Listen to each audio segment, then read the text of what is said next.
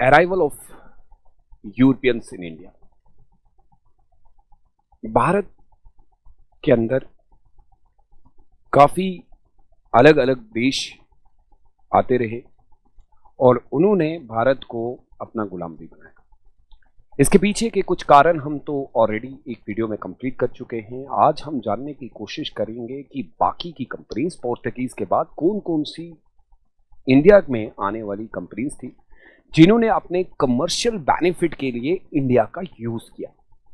स्वागत है आप सबका चहल एकेडमी के यूट्यूब चैनल पे, और जहां पे हम लोग मॉडर्न इंडियन हिस्ट्री को कंप्लीट एनालिसिस में पढ़ेंगे और आखिर में इस टॉपिक से पूछा गया सवाल भी करेंगे और मुझे उम्मीद है कि आप उसका उत्तर भी देंगे। चलिए शुरू करते हैं आज का टॉपिक। और आज हम लोग पढ़ेंगे कि आखिर जो ब्रिटिशर्स थे उनकी कामयाबी का कारण क्या था, क्यों अंग्रेज लोग ही भारत में कामयाब हुए और बाकी की जितनी भी यूरोपियन कंपनीज थी उनको यहाँ पे अपनी सारी सेटलमेंट को क्लोज करना पड़ा। दूसरा हम जानने की कोशिश करेंगे कि फ्रांसीसी कंपनियां यानी कि फ्रांस कब आए और फिर इनका डिक्लाइन क्यों हो गया। आखिर क्या था ऐसा कि अंग्रेज ही सरकार यहां पे कामयाब हुई। तो हमें इस पूरे वीडियो लेक्चर के अंदर हम डिस्कस करेंगे कि सर सबसे इंपॉर्टेंट चीज जो ब्रिटिशर्स को कामयाब करती है वो था उनका वेल डिसिप्लिन। दिसंबर 31 1600 के अंदर एक चार्टर एक्ट के थ्रू उनको इंडिया में भेजा गया और इसमें यह लिखा हुआ था कि अंग्रेजों को पूरी तरीके से हक है कि वो भारत के साथ व्यापार कर सकते हैं। ये बात क्या सुनने में थी और इसके बाद जिस तरीके से ब्रिटिशर्स लोगों ने इंडिया के ऊपर रूल किया वो हम सब जानते हैं। लेकिन इसके अंदर सबसे पहली चीज आपको याद रखनी है कि सूरत के अंदर 1613 के अंदर इनकी पहली फैक्ट्री सेटअप हुई और उसके बाद इन्होंने पीछे मुड़ के कभी नहीं देखा। और उसका सबसे बड़ा श्रेय जो जाता है वो उनको इसलिए मिला क्योंकि उन्होंने इंडिया में आके अपनी सेटलमेंट को बहुत अच्छे से सर्वे करके किया।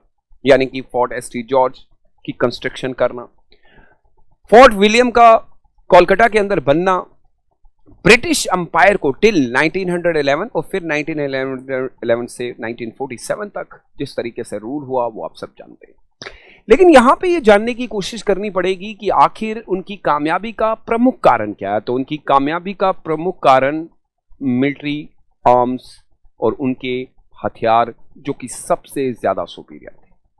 इनके हथियारों की अगर हम बात करें तो हमें यह पता चलता है कि सर बाकी की फ्रांसीसी कंपनी या फिर डेनिश कंपनी या फिर आप डच कंपनी को ले लें, उनके पास जो वेपन्स थे वो इनके मुकाबले बहुत ही कम थे और दूसरी बात टेक्नोलॉजी में कहीं ज्यादा आगे थे। उसके साथ साथ सर इनकी मिलिट्री में एक वेल डिसिप्लिन पाया जाता था। ये बहुत ही ज्यादा लॉयल थे, डिसिप्लिन और रेगुलर सैलरी मिलती थी जिसके कारण इनकी आर्मी अपनी जानों की निछावर करने के लिए भी तैयार थी। दूसरी चीज हमें पता चलता है कि इंडियन रूलर्स के पास ना तो कोई सफिशिएंट फंड्स हुआ करते थे, ना ही वेपन्स में वो कुछ खास थे। यही चलते हुए ब्रिटिश लोगों ने उनको अपना गुलाम भी बना दिया।